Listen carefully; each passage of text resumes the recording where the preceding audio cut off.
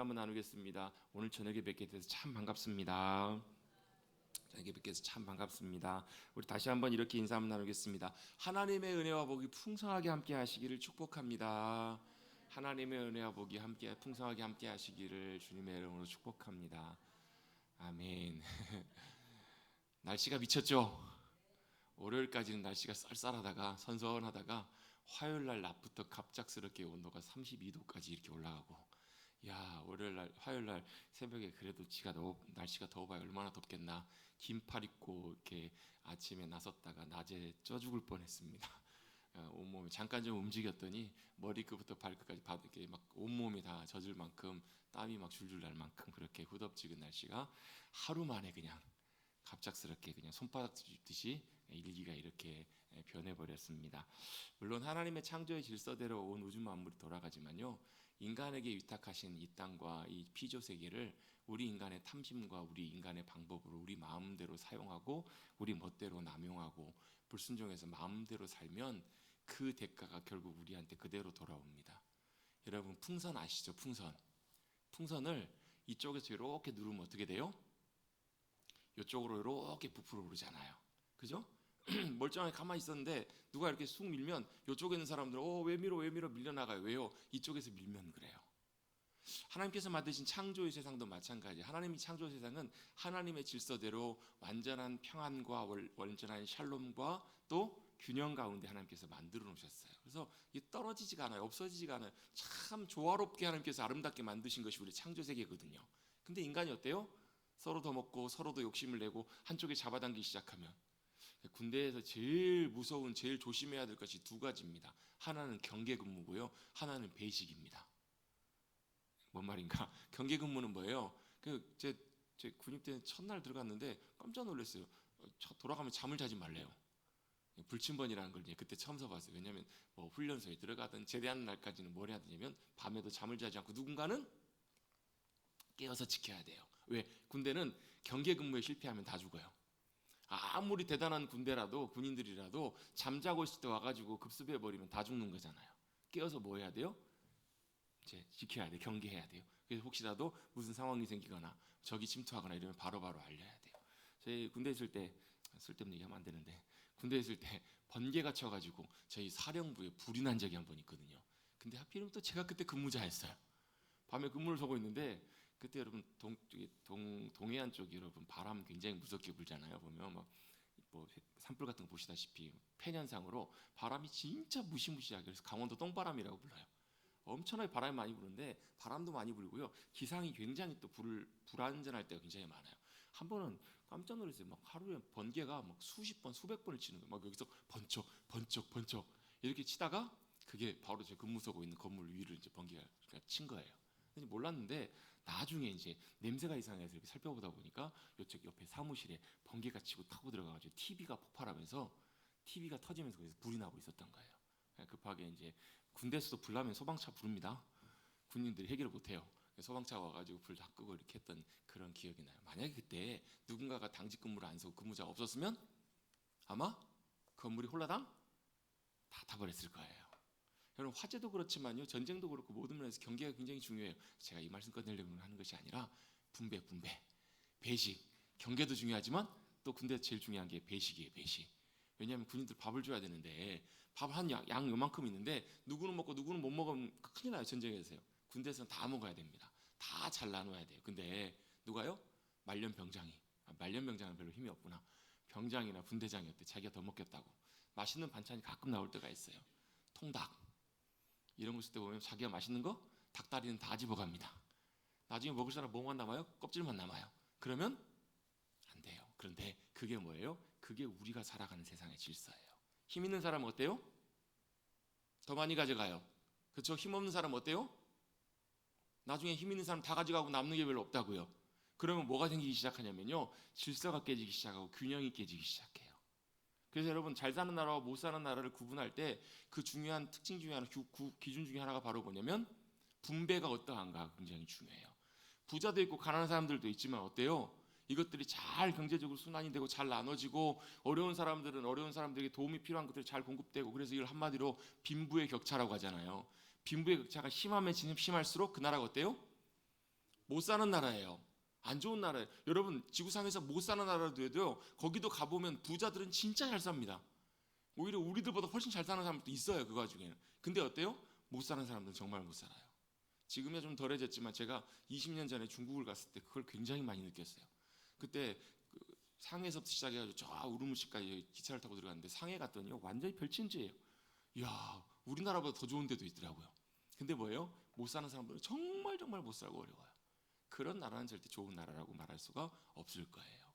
이게 왜 문제가 되는가? 인간의 탐심, 인간의 죄악, 인간의 욕심 때문에 뭐가 무너지는 거예요? 하나님의 창조의 질서가 무너지기 시작하면 거기에는 뭐가요?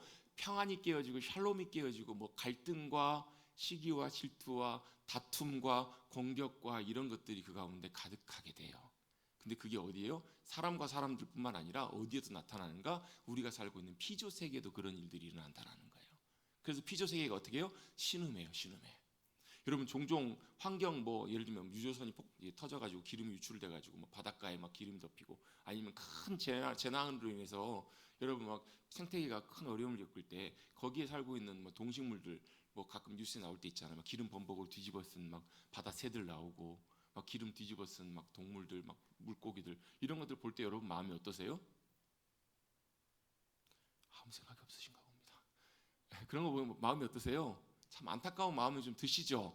누구 때문에 그래요? 인간들 때문에 그런 경우들이 많다라는 거예요. 그게 여러분 누적이 되고 조금씩 진행이 되면서 환경적으로 많은 지금 그래서 뭐 지구가 온난화된다고 하잖아요. 지구가 계속 뜨거워진다고 하잖아요. 지구가 자정 능력이 있는데 지구가 순환하고 어느 것들을 해결해낼 수 있는 능력이 있는데 이걸 뛰어넘기 시작하니까 지구에 과부하가 걸려요. 그러니까 어때요? 지구가 아파요. 지구가 탄식해요. 결국 그것들이 결국은 다 어디게 돌아오냐면 우리 인간에게도 그대로 다 돌아와요. 근데 이걸 우리가 성경적인 관점에서 본다면 그게 뭐라는 거예요? 인간의 죄악 때문에 하나님이 만드신 피조 세계도 뭐 한다고요? 탄식한다고요. 그러면서 누굴 기다려요? 하나님의 아들들, 하나님의 자녀들, 회복된 하나님의 자녀들이 일어나기를 기대한다. 기다리고 있다. 그게 뭐예요? 하나님의 자녀들이 온전하게 세워질 그때. 지금도 우리 하나님의 자녀들이지만 너 언제요? 주님 다시 오실 때 주님이 오셔서 하나님의 자녀들과 하나님의 사람들과 하나님의 나라에 새롭게 임하실 하나님의 나라를 우리가 온전하게 세워가고 완성해 갈 때 그때는 어떤 일이 벌어져요? 그걸 성경에서 미리 우리에게 말씀하고 있다고요. 사막에서 꽃이 피고 사자들과 어린 양이 뛰놀고 어린아이들이 독사굴에 손 놓고 여러분 저 어렸을 때도 많이 불렀죠. 옛날에 많이 불렀잖아요. 70년대 80년대 사막에 샘이 넘쳐 흐르리라. 안 부르셨어요?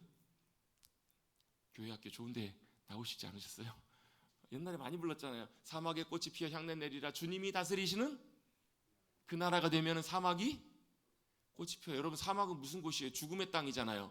사막은 어떤 곳이에요? 죽음의 땅이고 아무것도 생명이 없는 곳인데 거기에 꽃이 피어요. 왜요? 주님이 다스리시는 그 나라, 주님의 생명과 통치가 역사하심으로 임할 때 이 땅이 어떻게 에덴 동산처럼 이 땅에 하나님이 창조하신 아름다운 세상과 질서대로 그렇게 회복되는 것, 그것이 바로 뭐예요? 주님의 나라 완성될 그 나라가 이 땅 가운데 임할 때 그런 역사들이 이 땅 가운데 이루어질 줄로 믿습니다. 그래서 그걸 위해서 기도하라고, 주님 나라가 임하시도록 기도하라. 그게 어디서부터 시작해요? 우리 한 사람 한 사람 하나님의 자녀로 부름받은 우리를 통해서 그 역사가 일어나요.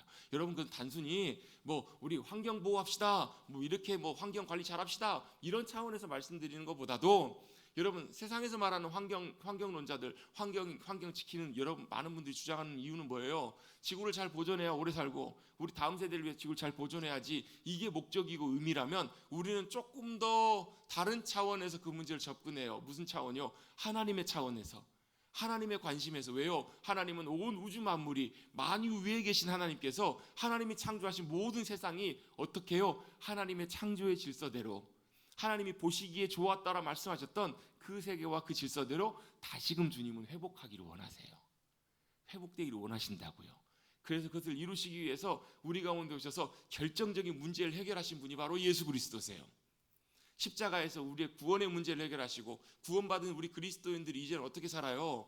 하나님과 함께 한 걸음 한 걸음 주 예수와 함께 주와 같이 일가는 것 즐거운 일이세요? 때때로는 막 고난이고 막 고통이고 괴로움이고 우리가 막 희생해야 될 것 같고 안 믿고 그냥 편하게 내 마음대로 살면 안 되나 그럴 것 같은데 믿음으로 주님과 걸어가는 길이 때때는 어때요? 주와 같이 일가는 것 괴로움인 것 같지만 주님과 함께 걸어갈 때 주님이 우리를 통해 역사하시는 생명과 놀라운 일들을 이루어 가시는 것들을 바라보고 경험하면서 이 땅에서는 우리를 뭘 보고 가는 거예요? 살아계신 하나님, 역사하신 하나님, 그리고 하나님의 나라를 우리의 삶에 이루어 가시고 보게 하시고 경험해 가게 하시고 누려가게 하시는 그 주님의 은혜와 감격 가운데 이 땅에 살아가는 삶이 주님과 함께 걸어가는 동행하는 믿음의 삶인 줄로 믿습니다. 그래서 그 길이 어떻다고요? 한 걸음 한 걸음 주 예수와 함께 걸어가는 그 길이 우리에게 기쁨이 되고 감격이 됩니다. 그걸 경험하고 살아가실 수 있는 저와 여러분들 되시기를 주님의 이름으로 축복합니다. 그래서 어떻게 주님과 함께 살았던 주님의 제자들, 주님과 함께 걸어갔던 믿음의 사람들은 어때요? 자신들이 만나는 상황 속에서, 현실 속에서 누가요? 주님이 손을 얹으세요.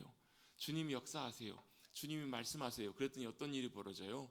죽은 자가 살아나고, 아프던 이가 일어나고, 또 귀신에 매여 있었던 자들이 자유롭게 되고, 또 회복되고, 놀랍게 삶의 인생의 의미와 방향을 발견하고 달려가는 인생으로 변화되더라는 거예요.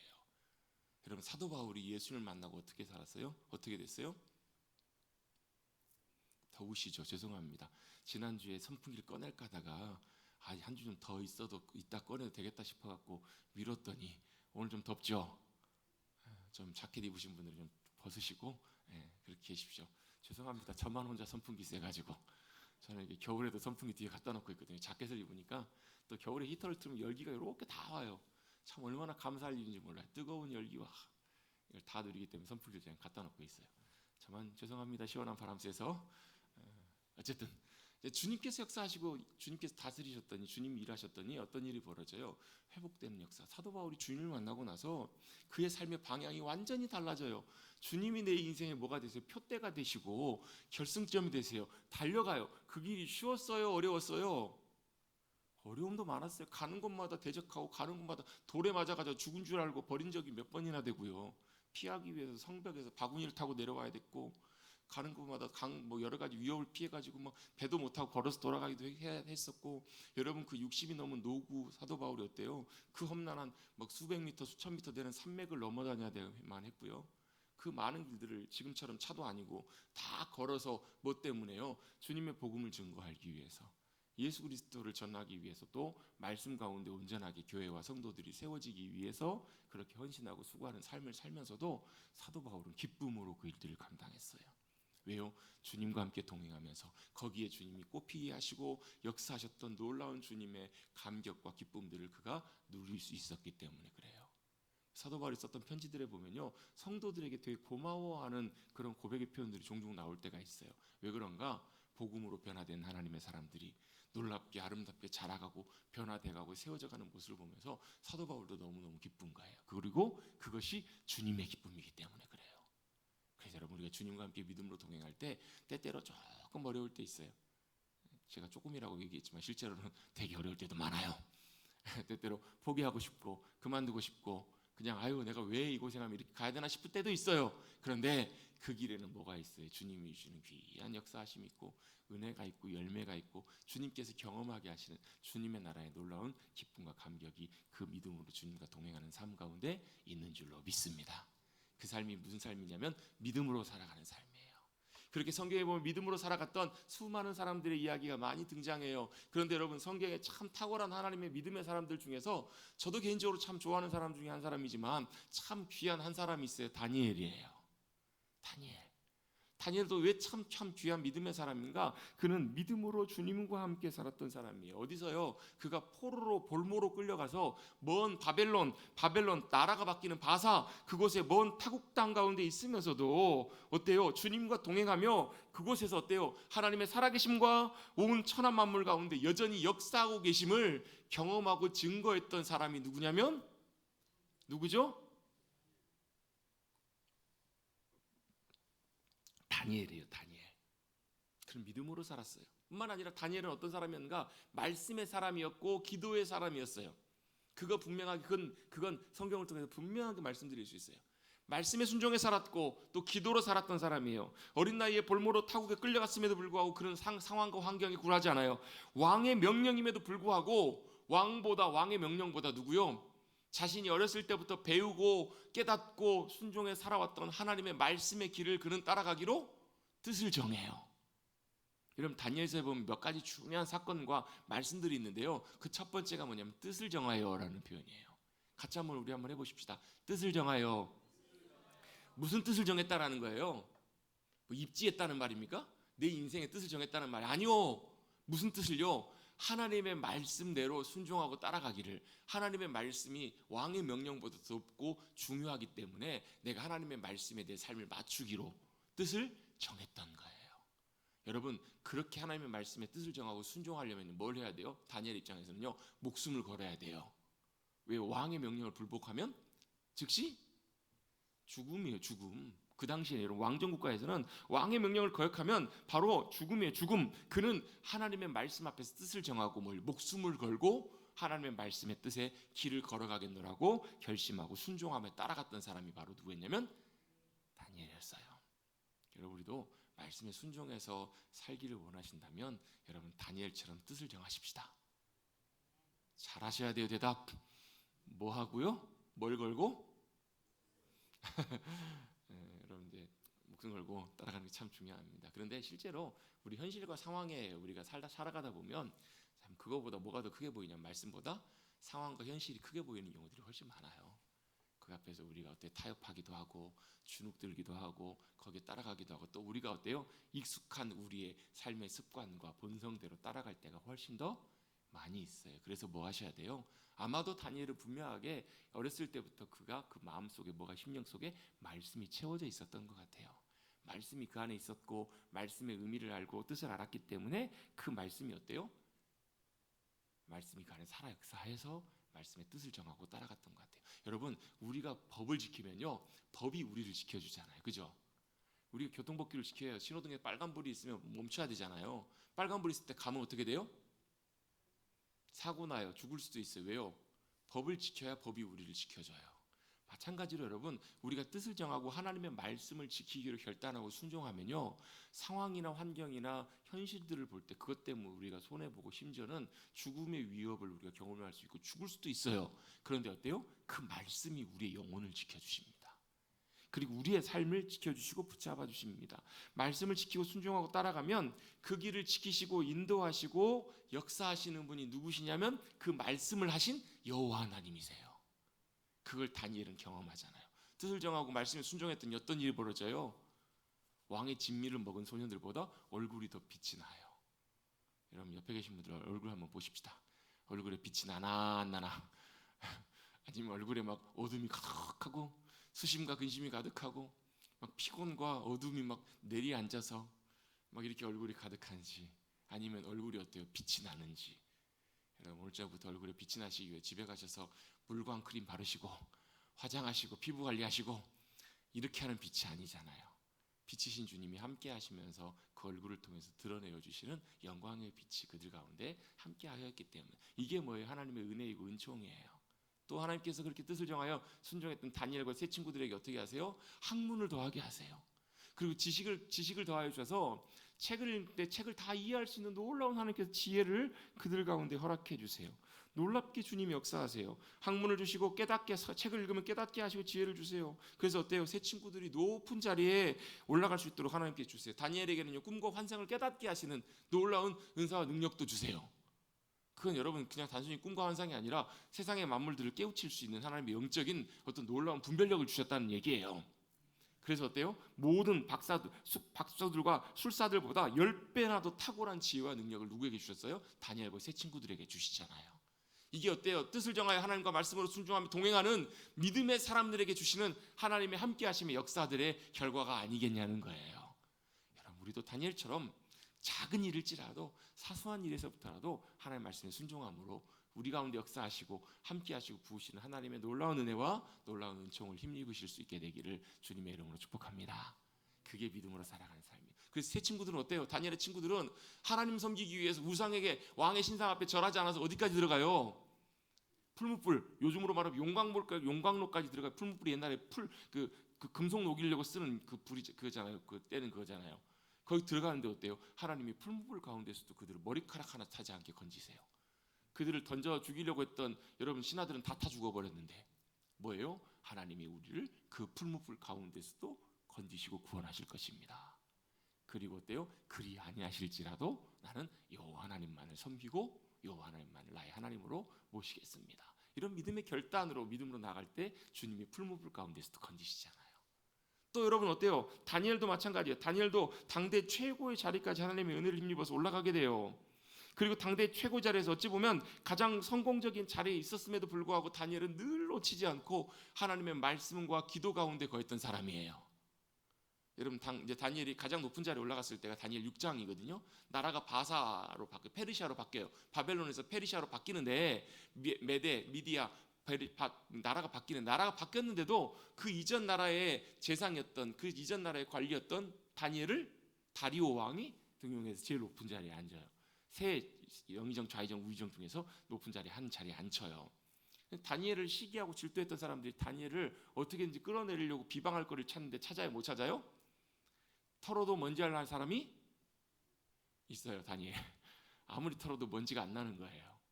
근데 그 다니엘에 대해서 막 여러 가지로 막 공격하고 넘어뜨리려고 하다가 딱 하나 찾아낸 게 있는데 그게 바로 뭐냐면 신앙이었어요. 신앙.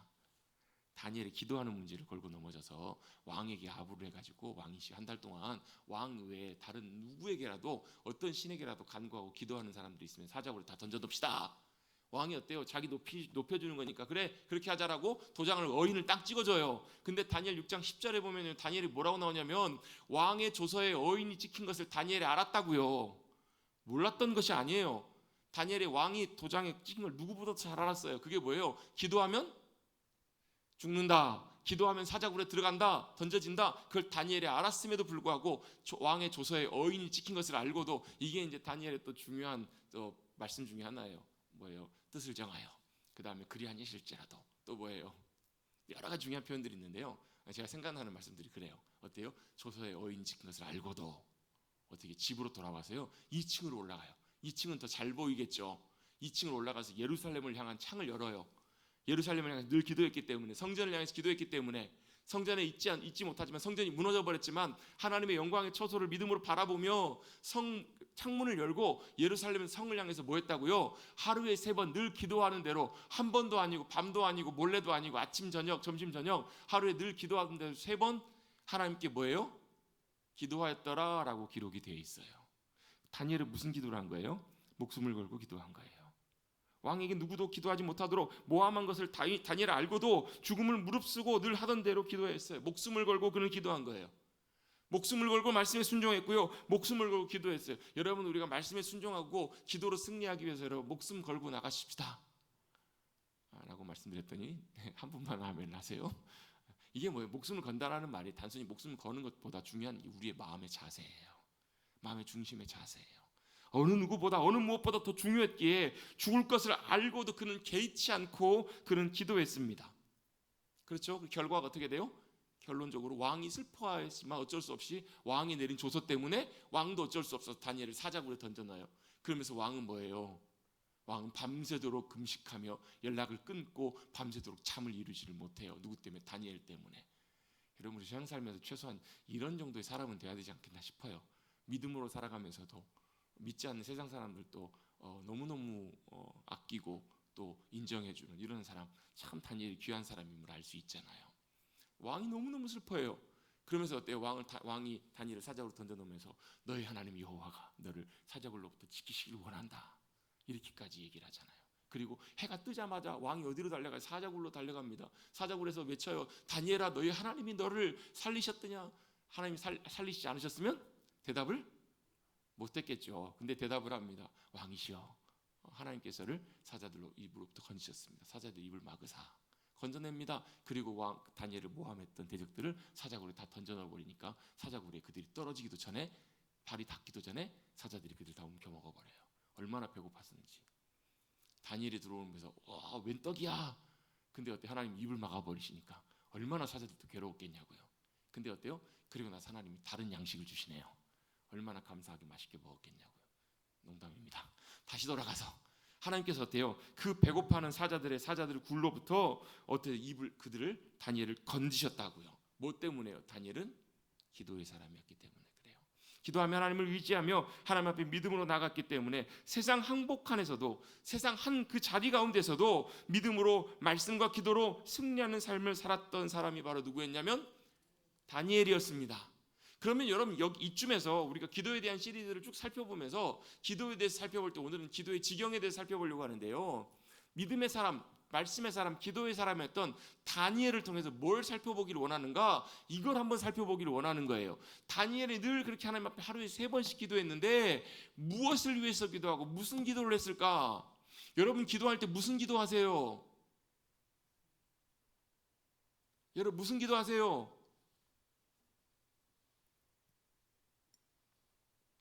네, 대답을 안 하시겠다면 넘어가겠습니다. 다니엘은요 무슨 기도를 했냐면요, 오늘 우리 읽었던 다니엘 9장에 보면 다니엘의 기도가 나와요. 굉장히 중요한 기도이고 굉장히 의미 있는 기도예요. 근데 이 기도를 언제 했냐면요, 다리오 왕이 왕으로 즉위할 때, 우리 읽지는 않았지만 1절 2절 말씀해 보시면 메대 족속 아하수엘의 아들 다리오가 갈대아 나라 왕으로 세움받던 첫 해라는 말은 뭐예요? 왕이 됐던 첫 해잖아요. 여러분 한번 6장으로 한번 넘어가 보실까요? 다니엘 6장으로 넘어가시면 5장 31절 맨 마지막에 보면 뭐가 나오냐면요, 나라가 바뀌어요. 벨사살은 바벨론 왕인데요, 벨사살 왕이 어때요? 죽임을 당해요. 그리고 누가요? 메대 사람 다리오가 나라를 얻어요. 이게 무슨 나라예요? 메대라고도 하고, 메대가 이제 바사하고도 연결이 되는데요, 메대, 바사, 페르시아 왕으로 세워졌던 다리오예요. 그러면 다리오가 왕이 됐던 첫 해에 아까 다니엘 9장에 기도했다고 나오죠. 그래요. 첫 해 왕이 되었을 때인데, 왕이 되었을 때 다리오가 뭐 했냐면 6장에 보시면 자기 뜻대로 고관 120명을 세워서 전국을 통치하게 해요. 그리고 총리 셋을 세웠다고요. 그 중에 하나가 누구예요? 다니엘이에요. 그러면 6장과 9장이 비슷한 때에 쓰여졌다는 걸 알 수 있죠. 그죠? 같은 시기에 쓰여진 거예요. 왜요? 다니엘은요 1장부터 6장까지는 다니엘에 있었던 역사적인 사건들을 기억하고 있어요. 쉽게 말하면 이야기. 그리고 7장부터 12장까지는 다니엘이 보았던 환상, 기도 가운데 주님이 말씀하셨던 주님의 음성, 계시, 이런 것들로 7장부터 12장까지가 이렇게 기록이 되어 있어요. 그러니까 시기적으로 말하면 요게 그 시기적으로 6장과 9장이 이렇게 딱 만나는 거예요. 비슷한 시기가. 그러니까 다니엘이 9장에 다니엘이 기도하고 있다고요. 9장에 보시면 제목이 다니엘의 기도거든요. 다니엘의 기도가 9장의 내용이에요. 근데 이때가 언제쯤이냐면, 다니엘이 사자굴에 들어갈 즈음, 그때쯤에, 어쩌면 그 전후로 그 무렵쯤에 다니엘이 기도했구나라는 것을 우리가 이제 짐작을 해볼 수가 있는 거예요. 뭘 위해서 기도했어요? 예루살렘을 향한 창을 열고 무엇을 위해서 기도했을까? 자기의 출세를 위해서 기도했을까요? 자기의 안녕과 총리직을 위해서 기도했을까요? 아니요. 우리가 짐작할 수 있는 것이 하나 있어요. 그가 어디를 향해서 기도했다고요? 예루살렘을 향한 창을 열고 기도했다고요. 예루살렘을 향해서 기도했어요. 또 그는 뭘 위해서 기도했을까? 그 뒤에 보시면, 우리 다시 9장으로 넘어오셔가지고요, 9장의 2절을 보시면 세움을 받은 첫 해, 곧 그 통치 원년에 나 다니엘이 나오죠. 9장 2절. 자 보세요. 찾으셨어요? 9장 2절 다니엘이 뭐 했다고요?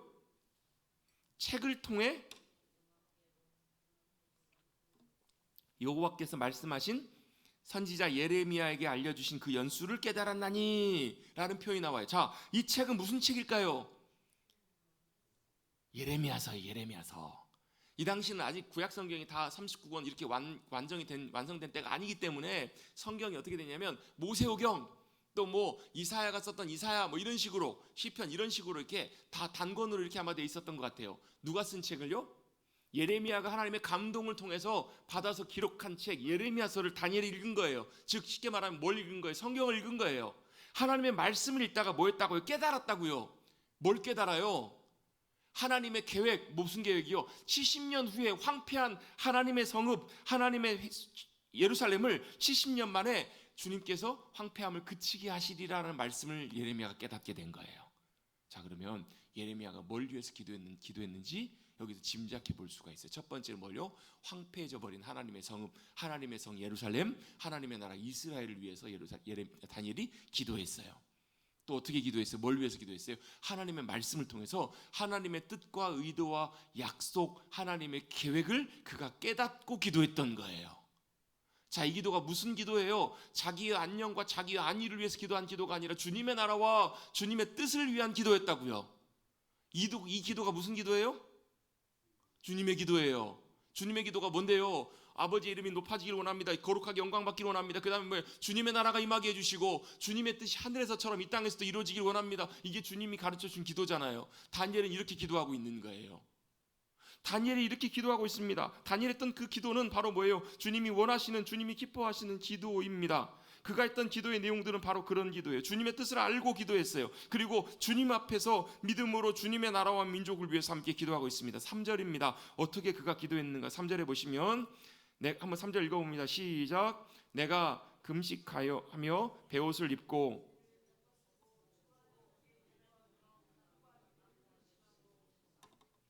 아멘. 그 다니엘의 기도는 어떤 기도였는가? 먼저 어떤 기도예요? 하나님의 나라를 위한 기도였어요. 또 하나님의 말씀을 깨닫고 하나님의 뜻대로 구하는 기도였어요. 근데 그가 어떻게 기도했냐면 금식하면서 기도해요. 금식하면서 베옷을 입고 죄를 뒤집어 쓰고 하나님 앞에 기도하며 간구하기를 결심하고 기도하기 시작합니다. 쉽게 말하면, 요즘으로 말하면 무슨 기도한 거예요? 금식 기도하는 거예요. 금식 기도. 금식 기도를 합니다. 여러분, 왜 금식하며 기도했을까요? 여러분, 금식이라는 것은 밥을 안 먹는 거예요. 사람은 밥을 안 먹으면 죽습니다. 금식하며 기도한다는 것은 어떤 의미에서 보면 뭘 하는 거예요? 목숨을 걸고 기도하는 거예요. 그만큼 절박하고 간절하게 기도하는 거예요. 또 금식이라는 말을, 밥을 안 먹는다는 말은 사람이 먹지 않으면 죽잖아요. 그 말은 뭐예요? 사람의 본성과 사람의 질서를 거스르면서 기도하는 거예요. 사람의 순리대로 따라가지 않겠다라는 거예요. 사람의 인간의 본성을 거스려서. 여러분, 그런 옛말이 있잖아요. 사흘을 굶으면 포도청 담도 넘는다고요. 포도청이 어디예요? 요즘으로 말하면 경찰서. 좀 너무 와닿지 않으신가 봐요. 너무 제가 동떨어진 옛날 얘기를 했나 봅니다. 사흘 굶으면 눈에 뵈는 게 없어가지고 아무거나 어떻게 해요?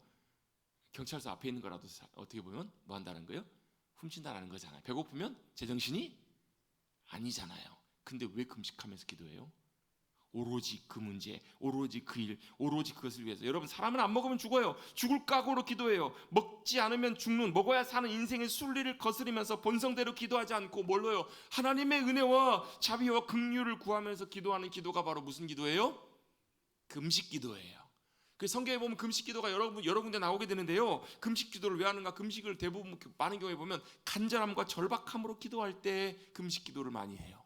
성경에 보면요. 왜? 목숨을 걸고 하는 기도이기 때문에 그래요. 모든 걸 다 제쳐두고 하는 기도예요. 여러분, 금강산도 식후경에 그 말이 무슨 말이에요? 제일 중요한 게 다 먹고 살자고 하는 일이잖아요. 근데 먹는 것보다 중요한 게 있어요. 뭐예요? 주님 앞에 절박함으로 나가야 될 때, 그때가 뭐라고요? 금식 기도할 때예요. 제가 예전에 금식 기도에 대해서 보면서 성경에서 몇 가지 패턴, 몇 가지 금식 기도의 내용들이 있는 걸 좀 이제 보게 됐어요. 첫 번째가 간절함과 절박함이에요. 두 번째는 언제냐면 정말로 주님 앞에 회개하고 탄식하며 주님의 용서와 은혜를 구하며 회개하며 나가야 될 때, 자복하며 나가야 될 때, 그때 누가요? 하나님의 백성들이 금식하며 기도해요. 근데 어떻게 해요? 죄를 뒤집어 쓰고. 죄를 언제 뒤집어 써요? 죽음의 슬픔, 애도함으로. 또 어떻게 옷을 찢고 기도해요. 그만큼 절박하고 간절함으로 주님, 우리의 죄와 허물이 중대하기 때문에 하나님의 심판 앞에서, 하나님의 엄중한 공의로운 심판대 앞에서 회개하며 기도할 때 어떻게 기도했다고? 금식 기도했다고요. 누구처럼요? 다니엘처럼요. 이렇게 기도하는 기도들이 있어요. 또 언제 그렇게 금식 기도를 하는가? 이사야 58장에 보면요, 금식 기도를 할 때 너희가 금식함으로 너희가 먹지 않는 그 식사를 어떻게 해요? 어려운 이들에게 나눠주라, 섬기라, 이런 표현들이 나와요. 아, 금식의 목적 중에 하나가 뭐냐면 내가 안 먹고 뭐 하기 위해? 섬기기 위해서. 그걸 위해서 또 금식 기도한다고요. 또 금식 기도에 어떤 차원이 있냐면 영적인 차원이 있습니다. 아까 여러분, 사람은 먹어야 산다고 그랬죠, 그죠? 여러분, 안 먹으면 어떻게 해요? 여러분, 금식 기도 해보신 분들 있으실 거예요. 금식하면 어때요? 힘이 빠집니다. 뭐에 힘이 빠져요? 몸에 힘이 빠집니다. 육신의 힘이 빠져요. 여러분, 육신의 힘이 빠지기 시작하면요, 나타나는 특징이 하나 있습니다. 우리의 영혼은 더 이렇게 정결해지고 온전케 됩니다. 이 반비례해요. 우리의 육신이 강하면 우리의 영혼은 반대로 오히려 약해져요. 근데 우리의 육신이 죽고 우리의 육신이 약해지기 시작하면 우리의 영혼이 더 살아 일어납니다. 정결함. 그래서 여러분, 금식해 보시면 경험하는 은혜 중에 하나가 뭐냐면 우리의 영혼이 맑아져요. 그래서 여러분, 우리의 영혼이 더 맑고 더 깊은 주님의 은혜를 사모함으로 나가기를 원하시면 금식하시는 것도 도움이 많이 됩니다. 참고로 저는 3일 이상 금식을 못합니다. 저는 금식을 참 못하는, 우리나라 제일 유명한 금식기도원 갔다가 이틀 반 만에 중단하고. 금식기도원 밥이 그렇게 맛있어요. 진짜 맛있습니다. 밤 중단하고 내려온 적도 있고 그래요. 아무튼 그렇습니다. 근데 금식하면 우리의 영혼이 참 맑고 정결해지는 걸 경험하게 돼요. 또 성경에 보면 어떤 금식이 있냐면요, 신부의 금식이 있어요. 이건 무슨 금식이냐면 예수님께서 세례요한의 비유를 들어서 세례요한의 제자들도 금식하고 우리들도 다 금식하는데 왜 당신의 제자들은 금식 안 합니까? 예수님 뭐라 그러세요? 신랑이 함께 있을 때는 금식하지 않는다고, 기뻐한다고. 그런데 신랑이 떠날 빼앗길 때가 온다고, 그때는 뭐 하는 거예요? 금식하는 거예요. 뭐 할 때까지? 신랑이 다시 올 때까지. 그래서 여러분, 이 신부의 금식은 뭐 하는 거냐면 주님 다시 오심을 간절히 사모하고 지금 우리 가운데 함께 하시기를 간절히 열망할 때 사모함으로, 신부가 여러분 신랑 기다릴 때 어떻게 기다려요? 안 기다려 보셨나 봐요. 여러분 어때요? 그 당시에는 신랑과 신부 결혼 예식 우리가 좀 다른데 신부가 신랑을 기다려요. 다시 올 때까지. 언제 와요? 한밤중에 몰래 와요. 좀 알리고 오지. 일부러 뭐 하고 있는, 신부는 신랑이 올 때까지 뭐 하고 있는 거예요? 밤에 잠도 안 자고 기다리고 있는 거예요. 그만큼 사모함으로 누구를요? 신랑 되시는 주님 오심을 기다리며, 신랑 대신 주님이 다시 오셔서 역사하실 때까지 간절히 사모하며 기도하는 기도가 금식 기도예요. 저는 이렇게 성경에서 보니까 5가지 정도 나와요. 더 있을 거예요. 더 있을 거 많이 있을 건데 이런 의미로 우린 금식해요. 그래서 뭐예요? 간절함과 절박함으로 주님 앞에 나가요. 요즘 우리 매일 성경에서 에스더서 읽잖아요. 에스더가 어때요? 민족의 그런 말살 앞에서, 민족이 멸절되는 그 상황 앞에서 어떻게 해요? 내가 죽으면 죽으리라 하고 어떻게 금식하며 왕 앞에 나가요. 뭐 하는 거예요? 목숨을 걸고 절박함과 간절함으로 하나님의 은혜와 도우심을 구하고 그렇게 순종해서 나갈 때 뭐 했던 거예요? 금식했던 거예요. 근데 다니엘이 지금 뭐 하고 있다고? 금식기도 하고 있다고요. 도대체 무슨 중차대한 일이 있기 때문에 그는 금식하며 그는 기도했어야만 했을까요? 뭐 때문에 그래요? 민족의 죄악과 민족에게 임하신 하나님의 심판과 진노 때문에 그는 하나님 앞에 금식하며 기도하고 있어요.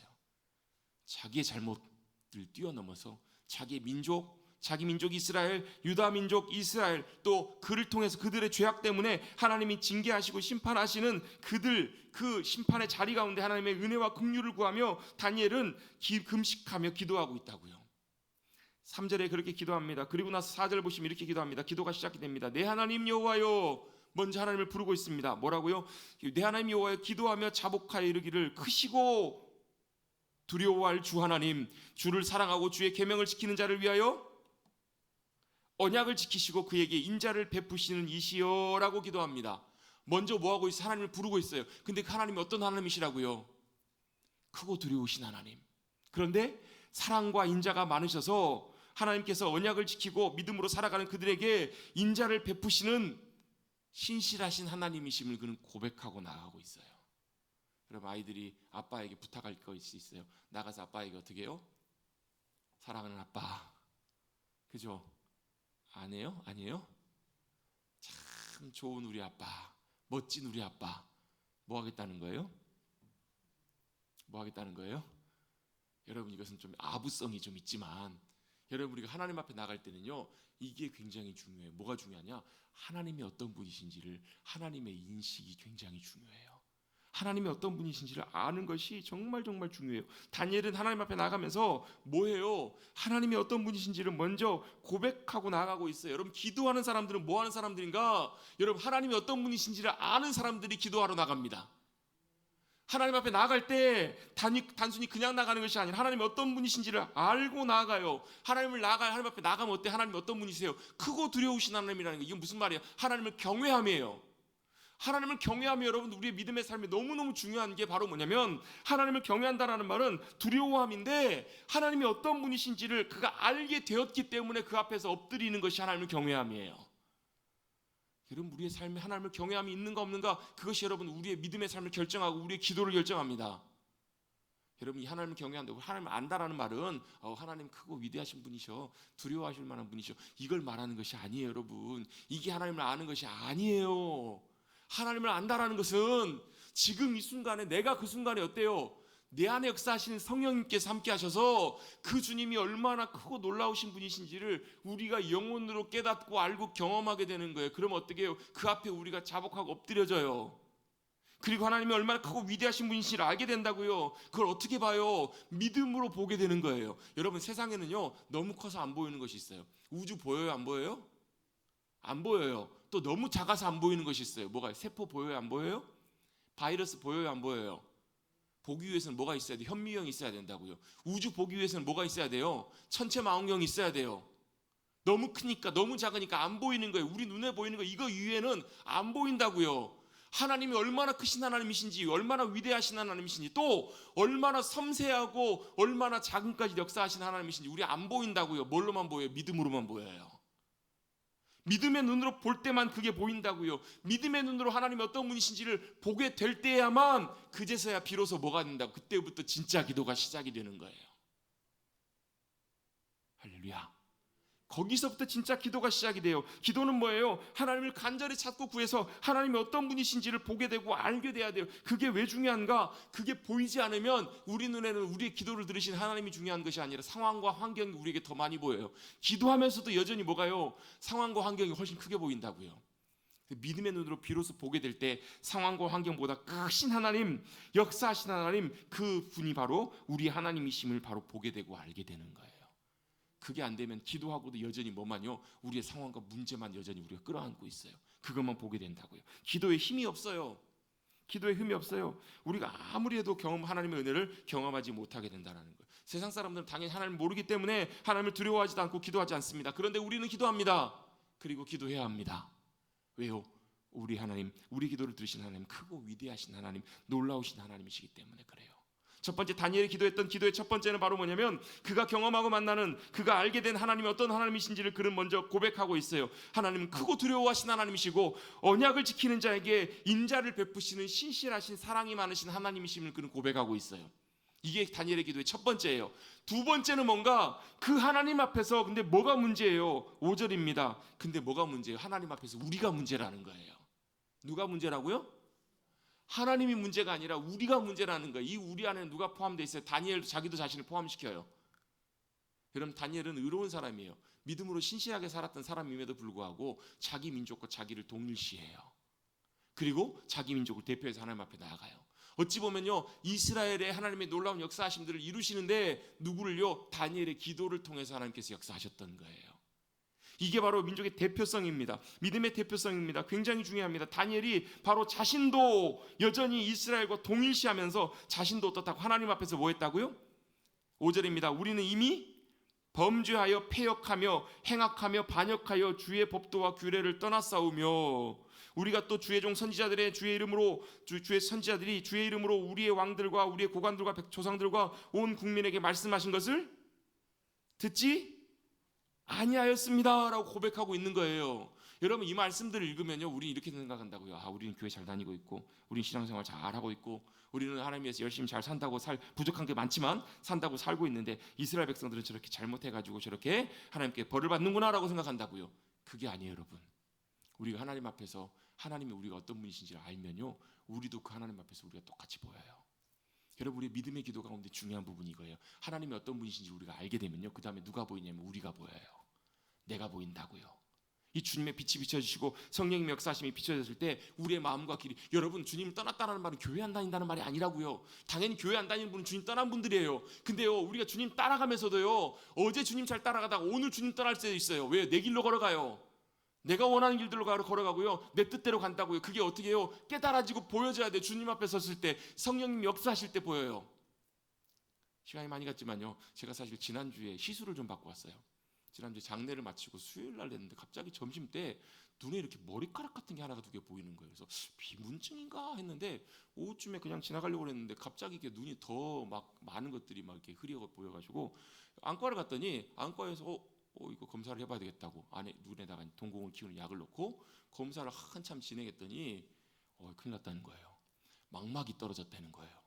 망막에 구멍이 나가지고 망막이 이렇게 마치 도배지 떨어진 것처럼 덜렁덜렁 떨어져 있다라는 거예요. 그게 제법 크게 떨어져 있대요. 그래서 일단 급하게 레이저로 이렇게 그걸 이제 지져가지고 좀 붙인 다음에 큰 병원으로 빨리 가보려는 거예요. 그래서 레이저로 시술을 한참 하고 왔어요. 그랬더니 약을 넣은 영향이 뭐 있다고는 그러는데 한쪽 눈, 왼쪽 눈이 뿌옇게 보여요. 지금까지도 지금 한 일주일 지났는데 아직도 이게 이제 왼쪽 눈이 잘 안 보여요. 어두울 땐 잘 안 돌아요. 그래가지고 그 다음 날에 이제 우리 이제 곡성 다녀와야 되고 다녀와서 금요일 날 큰 병원을 갔는데 아니나 다를까 이제 지금 좀 상당히 그 부위가 크다는 거예요. 그래서 더 거기서 다른 부분을 시술하고 또 다른 데가 하나가 또 일어난 데가 있어가지고 거기 시술을 다 마치고 왔어요. 제가 만약에 그때 병원 가서 검사 안 해봤으면 제가 망막이 그렇게 된 상태가 그런지 아무도 알지 못했을 거예요. 아마 더 심각해진 상황에서 갔을 거예요. 검사를 해보고 안에 정확하게 검사 기기로 정확하게 확인해 보니까 비로소 뭐가 보이는 거예요? 증상이 보이는. 여러분 막막 떨어졌는데 모르죠. 제가 알 리가 없죠. 근데 나중에 나중에 정심해지면 그게 완전히 박리가 되면 그 부분이 이제 안 보인다는 거예요. 이렇게. 근데 그 이전에 미리 이제 해서 조치를 취해 가지고 이제 회복이 된다고 하니까 회복이 되겠죠. 뭐 한 일주일 지났으니까 이제 뭐 조금씩 나아지겠죠. 뭐 많이 나아지고는 이제 잘 조금 더 잘 보이긴 하는데 아직도 밤이라는데 잘 안 보여요. 이게 뭐가 중요해요, 여러분? 진단이 중요하고요. 정확한 검사와 정확한 판별이 분별이 중요해요. 누구 앞에서요? 하나님 앞에서.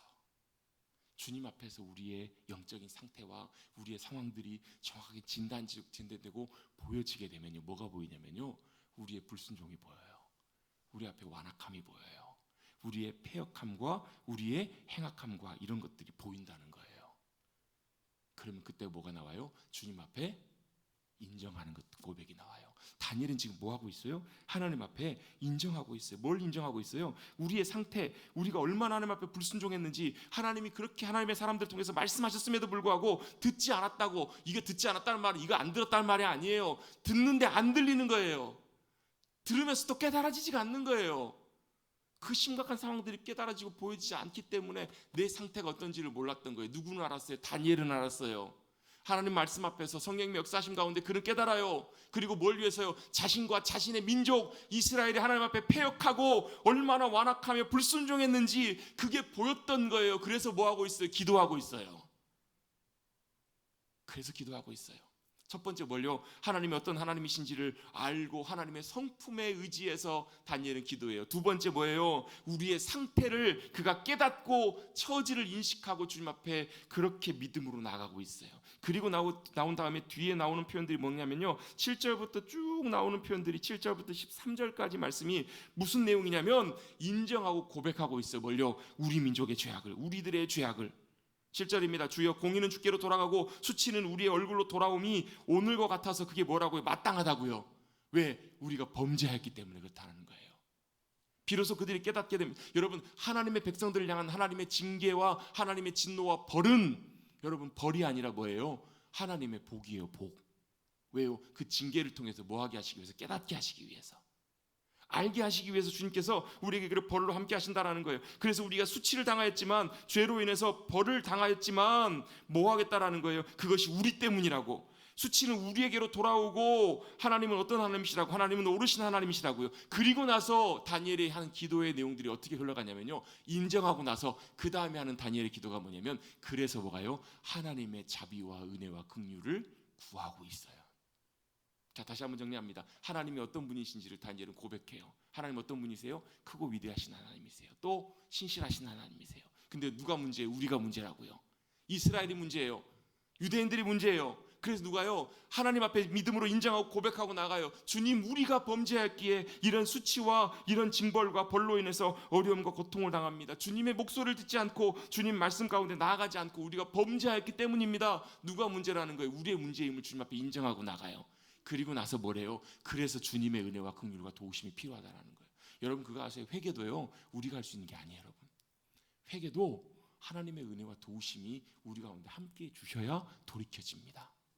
그게 회개예요. 뭐 하고 있는 거예요? 하나님의 은혜와 긍휼로 우리를 긍휼히 여겨 주시라고 그렇게 다니엘은 기도하고 구하고 있는 거예요. 하나님의 은혜와 긍휼을 구하고 있어요. 도우심과 붙들어 주심을 의지하고 있는 거예요. 여러분 집에 가셔서 여러분 9장에 나와 있는 다니엘 기도를 한번 찬찬히 한번 다 읽어보세요.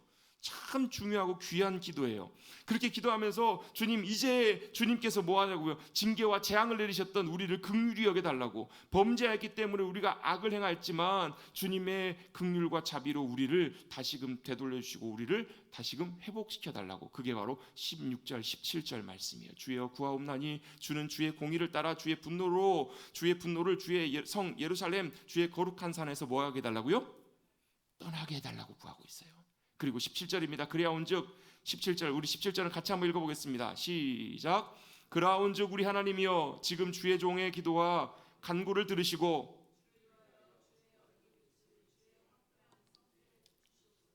아멘. 뭐 해달라고요? 우리가 죄를 지었지만 범죄했지만 뭐 해달라고요? 주님의 은혜와 긍휼로 우리 가운데 함께해 주셔서 뭐 해달라고요? 주님의 얼굴빛을 황폐한 성소 예루살렘 또 우리의 심령 가운데 비춰달라고 기도하고 있는 거예요. 여러분 우리도 기도할 때요 근거가 뭐가 돼야 되냐면 우리가 아니라 주님이 되셔야 돼요. 주님, 우리 심령 가운데 주님의 얼굴빛을 우리 가운데 비춰주옵소서. 여러분 민수기 6장에 그 아론의 축복의 기도에도 보면 그 내용 나와요. 하나님 우리에게 뭐예요? 은혜와 복을 함께 해주시길 원하시고 주님의 얼굴을 우리에게 비춰 보여주셔서 어떻게 해요? 평강 주시길 원하시고 주님의 얼굴빛을 우리에게 비춰주셔서 은혜 베푸시길 원하고 주님의 얼굴빛을 우리에게 비춰주셔서 평강 주시기를 원합니다. 여러분 주님의 얼굴빛이 기도하는 우리 모두들에게 비춰질 수 있게 되기를 주님의 이름으로 축복합니다. 주님의 영광의 얼굴빛이 황폐한 성소 가운데 비춰질 때 그곳 가운데 주님의 영광이 다시금 회복하고 돌아오기 시작하세요. 그러면서 다니엘이 마지막 하는 기도가 그거예요. 우리 때문에 구하는 것이 아니라 18절 보시면요 우리가 주 앞에 구하는 것은 뒷부분입니다. 우리의 공의를 의지하여 구하는 것이 아니고 주의 큰 긍휼을 의지하여 기도하고 있습니다. 뭐 때문에? 주님의 긍휼, 주님의 자비, 사랑 때문에. 그리고 마지막 19절입니다. 같이 한번 읽어보겠습니다. 시작. 주여 들으소서, 주여 용서하소서, 주여 귀를 기울이시고 행하소서. 지체하지 마옵소서. 나의 하나님이여 주 자신을 위하여 하시옵소서. 이는 주의 성과 주의 백성이 주의 이름으로 일컬음 바 됨이니이다. 아멘. 누구 때문에요? 하나님의 이름 때문에, 주님의 이름 때문에. 우리로 치면 누구 때문에요? 아버지 때문에. 아버지의 이름을 위해서 우리를 도와주시고 긍휼히 여겨달라고. 여러분 우리가 주님 앞에 믿음으로 기도하고 나갈 때 하나님의 긍휼과 자비를 의지해서 기도함으로 나가실 수 있게 되기를 바랍니다. 그리고 누구 때문에요? 하나님 자신을 위해서, 하나님의 영광을 위해서, 주님의 이름으로 일컫는 바 되는 우리를 위해서, 우리 그리스도인들, 우리 백성들을 위해서 주님께서 긍휼을 베풀어 달라고, 회복해 달라고. 어쩌면 주의 삼창이 여기서 나왔는지 모르겠어요. 주여 이루소서, 주여 들으소서, 주여 용서하소서, 주여 귀를 기울이시고 행하시옵소서. 지체하지 마옵소서. 누구 때문에요? 하나님의 영광 때문에, 하나님 때문에 하나님의 일을 이루어 주시도록. 여러분 주님이 반드시 들으시는 기도가 있습니다. 주님의 이름을 위하여 주님이 원하시는 뜻을 간구하고 기도할 때 주님은 반드시 들으십니다. 여러분 그렇게 믿음으로 기도하고 나가셔서 주님의 이름을 위하여, 주님 자신을 위해서 주님의 얼굴빛을 우리 가운데 다시금 비춰주시고 주님이 영광 받으시고 회복하시고 새롭게 하시는 놀라운 역사를 우리 가운데 행해 주시도록 믿음으로 기도하고 나가실 수 있는, 그래서 나라와 민족을 위해서, 이 시대와 열방을 위해서 믿음으로 기도하고 나가시고 우리의 기도를 통해서 놀랍게 주님이 역사하시는 은혜를 경험하실 수 있게 되기를 간절히 주님의 이름으로 축원합니다. 축원합니다. 우리 함께 찬송하고 기도하겠습니다.